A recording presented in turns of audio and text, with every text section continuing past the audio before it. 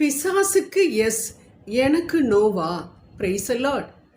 கல்லறையை தன் இருப்பிடமாக கொண்டு கற்களால் தன்னை தாக்கி கொண்டு அநேகரை பயமுறுத்தி கொண்டிருந்த அநேக பிசாசுகள் பிடித்திருந்த மனிதன் ஒருவன் இயேசுவினால் விடுதலையாக்கப்பட்டவுடன் ஆண்டவரிடம் ஒரு விண்ணப்பத்தை வைக்கின்றான். அதாவது, ஆண்டவரே, நீர் போகும் இடமெல்லாம் நானும் உம்மோடு வரவேண்டும் என்று. ஆனால் ஆண்டவர் அவனிடம், நோ, நீ போய் உனது வீட்டாரிடமும் மற்றவர்களிடமும் ஆண்டவர் உனக்கு செய்த காரியங்களையெல்லாம் சொல் என்று சொல்லி அவனை அனுப்பிவிட்டார் என்று நாம் மார்க்கு 5:19 பார்க்கின்றோம். அன்பானவர்களே, இந்த முதல் வசனத்திலிருந்து நாம் பார்த்தோம் என்றால் ஒரு அருமையான காரியம் எங்கு நமக்கு புலப்படுகின்றது. அதாவது, இந்த அநேக பிசாசுகள் ஆண்டவரை பார்த்தவுடன், உன்னதமான தேவனுடைய குமாரனே, உமக்கும் எமக்கும் என்ன, இதோ இந்த பன்றிகளின் நடுவில் நாங்கள் போக எங்களுக்கு கட்டளையிடும் என்று ஆண்டவரை வேண்டிக் கொண்டன என்று நாம் பார்க்கின்றோம்.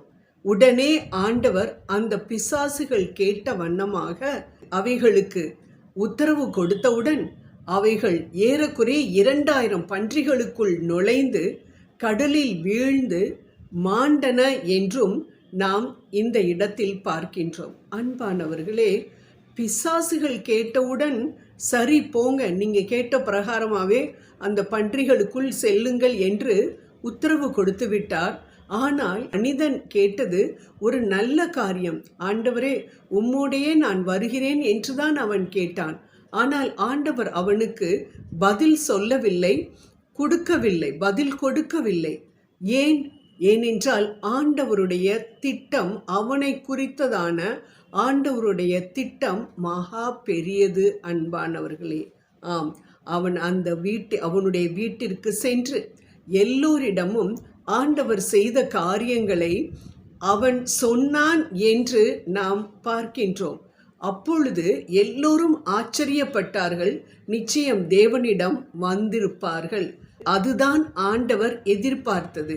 நீ போய் ஒரு சாட்சியாக அநேகரை என் தந்தையிடம் நீ கொண்டு வர வேண்டும் என்பதற்காக தான் நான் நீ கேட்ட இந்த ஜெபத்திற்கு பதில் அளிக்கவில்லை என்று சொல்வதை நாம் இங்கு மிகவும் அருமையாக பார்க்கின்றோம். அன்பானவர்களே, இதே காரியத்தை தான் நமது வாழ்க்கையிலும் கூட ஆண்டவர் சொல்கின்றார், செய்கின்றார்.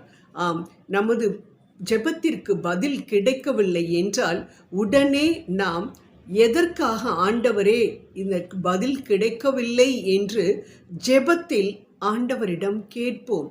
ஆண்டவர் நிச்சயம் அதற்கு ஒரு பதிலை நமக்கு தருவார். ஆமேன், பதிலை தருவார்.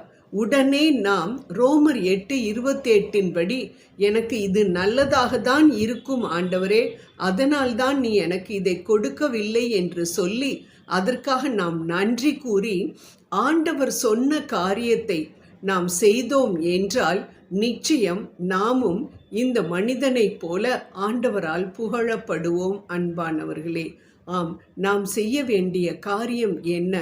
எந்த பதில் கிடைக்கவில்லை என்றால், ஒன்று ஆண்டவரின் சித்தம் இல்லாமல் இருக்கும், அல்லது ஆண்டவரின் வேலை வராமல் இருக்கும். ஆனால் அது நிறைவேறாமல் இருப்பதற்கு ஆண்டவருக்கு ஒரு பெரிய திட்டம், மகா பெரிய திட்டம் நம்மை குறித்து இருக்கும். அதனால் எல்லாமே நல்லதுக்கு தான் என்று சொல்லி ஆண்டவருக்கு நாம் நன்றி கூறுவோம். அப்பொழுது நாம் ஆண்டவருக்கு சாட்சி பகரக்கூடிய வாழ்க்கை வாழுவோம். எனக்கு ஆண்டவர் இந்த காரியத்தை செய்தார், உங்களுக்கும் அதே காரியத்தை செய்வார் என்று நம் வீட்டிலும் நாம் வேலை பார்க்கும் இடத்திலும் நம்மை சுற்றிலும் இருக்கிறவர்களிடத்தில் நாம் சொல்லும் பொழுது என்ன நடக்கின்றது? ஆண்டவருடைய வேலைக்காரர்களாக நாம் மாறுகின்றோம். உலகெங்கும் போய் நற்செய்தியை அறிவியுங்கள் என்று சொன்ன கட்டளையை நிறைவேற்றக்கூடிய ஊழியக்காரர்களாக நாம் மாறுகின்றோம். அப்பொழுது ஆண்டவர் நிச்சயம் நமக்கு என்ன கொடுப்பார்? ஊதியத்தை கொடுப்பார் அல்லவா? எந்த வகையில் கொடுப்பார்? நமக்கு உரிய ஆசீர்வாதங்களை அபரிமிதமாக அள்ளி தருவதன் மூலமாக அவர் நமக்கு ஊதியத்தை கொடுப்பார். ஜெபம் செய்வோம். அன்பின் தேவனே, இதோ நாங்கள் எந்த காரியமாக இருந்தாலும் எங்களுக்கு கிடைக்கவில்லை என்று முறுமுறுக்காமல் உடனே நாங்கள் அவற்றிற்காக நன்றி சொல்லக்கூடிய மனதை நீர் எங்களுக்கு தர வேண்டும் என்று உம்மை மன்றாடுகின்றோம். ஆமேன், ஆமேன், ஆமேன்.